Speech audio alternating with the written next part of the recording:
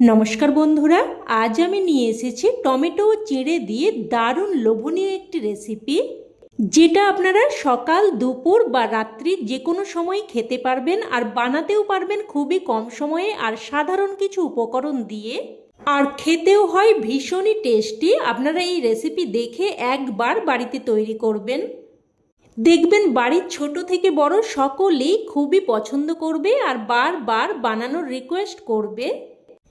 প্রথমেই আমি এখানে প্রায় 3 কাপ মতো চিঁড়ে নিয়ে নিচ্ছি, আর ওজনে প্রায় 300 গ্রাম মতো হবে।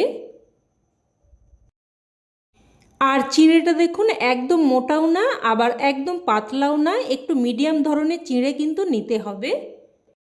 আর চিঁড়েগুলোকে আমি ভালোভাবে বেছে নিয়েছি, এবার ভালোভাবে ধুয়ে নেব। তো দেখুন চিঁড়েগুলো ভালোভাবে ধুয়ে নিয়ে এইরকম একটা ঝুড়ির মধ্যে রেখে দিয়েছি। এতে করে কিন্তু চিঁড়ে থেকে জলটা খুব ভালোভাবে ঝরে যাবে। তো এদিকে জল ঝরতে থাকুক। এবার আমি এখানে নিয়েছি 3টে টমেটো, আর 300 গ্রাম চিঁড়ের জন্য প্রায় কিন্তু 500 গ্রাম মতো টমেটো নিতে হবে।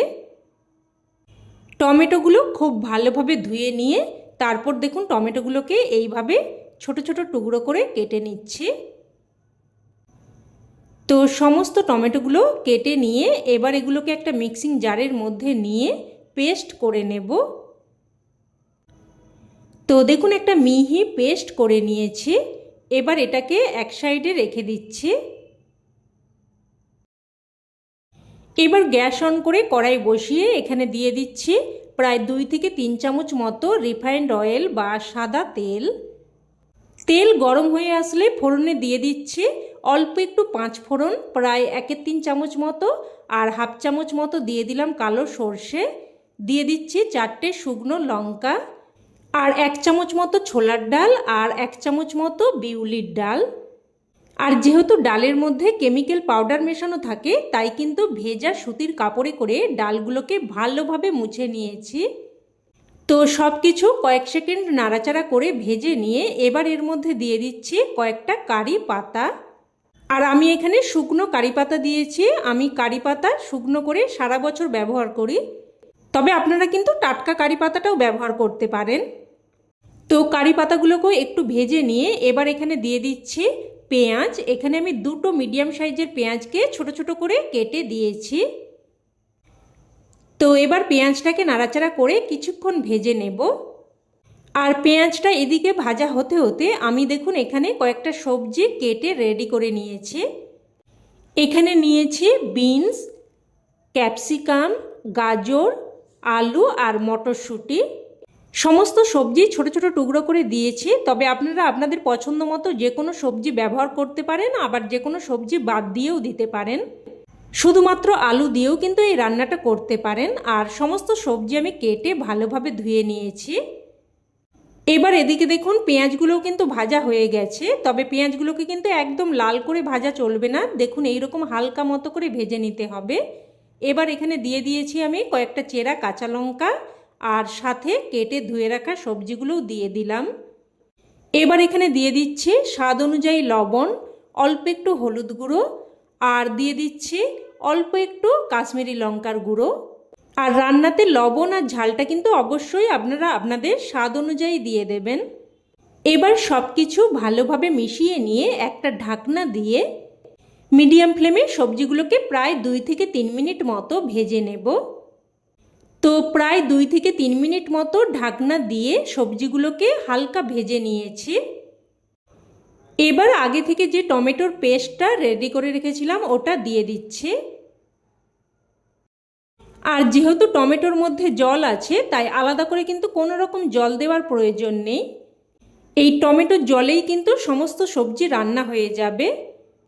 তো এবার সব কিছু ভালোভাবে মিশিয়ে নিয়ে একটা ঢাকনা দিয়ে প্রায় কিন্তু আবারও 2 থেকে 3 মিনিট মতো রান্না করে নেব। প্রায় 2 থেকে 3 মিনিট মতো ঢাকনা দিয়ে দিয়ে রান্না করে নিয়েছি। আর দেখুন টমেটোর পেস্ট কিন্তু সবজির সাথে ভালোভাবে মিশে গেছে, আর সবজিও কিন্তু ভালো মতো সেদ্ধ হয়ে গেছে। টমেটোর পেস্ট দিয়ে সবজির সাথে কিন্তু এইরকম একদম ভালোভাবে কষিয়ে নিতে হবে। আর এদিকে দেখুন চিঁড়ে থেকে একদম ভালোভাবে জলটা ঝরে গেছে, আর চিঁড়েগুলো কিন্তু নরমও হয়ে গেছে। এবার এর মধ্যে চিঁড়েগুলো দিয়ে দিচ্ছি আর সাথে দিয়ে দিচ্ছি অল্প একটু চিনি, অল্প একটু মিষ্টি কিন্তু অবশ্যই দিয়ে দেবেন, তাতে করে স্বাদটা কিন্তু সুন্দরভাবে ব্যালেন্স হবে আর খেতেও কিন্তু খুবই ভালো লাগবে। এবার দেখুন সব কিছু এইভাবে ভালোভাবে মিশিয়ে নেব। দেখুন খুব ভালোভাবে মিশিয়ে নিয়েছি আর একদম চিড়েগুলোও কিন্তু ঝরঝরে হয়েছে, একদম গলেও যায়নি আর একদম কিন্তু শক্তও নেই। এবার আমি এখানে দিয়ে দিচ্ছি অল্প একটু গন্ধরাজ লেবুর রস। অল্প একটু গন্ধরাজ লেবুর রস দিয়ে দিলে ফ্লেভারটা খুবই সুন্দর আসে, তবে গন্ধরাজ লেবু না থাকলে আপনারা কিন্তু পাতিলেবুও ব্যবহার করতে পারেন। আর দিয়ে দিলাম অল্প একটু গরম মশলার গুঁড়ো। তো এবার লেবুর রস আর গরম মশলার গুঁড়োটা দিয়ে ভালোভাবে মিশিয়ে নিচ্ছি। আর মিশিয়ে নিলেই রেসিপি কিন্তু একদম তৈরি। চিড়ের পোলাও তো অনেকবারই রান্না করে খেয়েছেন, একবার টমেটো চিড়ের পোলাও এইভাবে রান্না করে দেখুন। আমি গ্যারেন্টি দিচ্ছি আপনারা এর স্বাদ কখনোই ভুলতে পারবেন না, আর একবার বানালে বারবার বানাবেন। তো বন্ধুরা, আজকের রেসিপি আপনাদের কেমন লাগলো অবশ্যই কমেন্টে জানাবেন, আর ভালো লেগে থাকলে প্লিজ একটা লাইক দিয়ে দেবেন, আর চাইলে অন্যান্য বন্ধুবান্ধব আত্মীয় স্বজনের সাথে শেয়ারও করতে পারেন। আর চ্যানেলের নতুন বন্ধু হয়ে থাকলে চ্যানেলটি অবশ্যই করে সাবস্ক্রাইব করে নেবেন। তো আজ এই অবধি, আবারও অন্য কোনো নতুন রেসিপিতে দেখা হবে। ততক্ষণে সকলে ভালো থাকবেন, সুস্থ থাকবেন আর সকলকে ধন্যবাদ।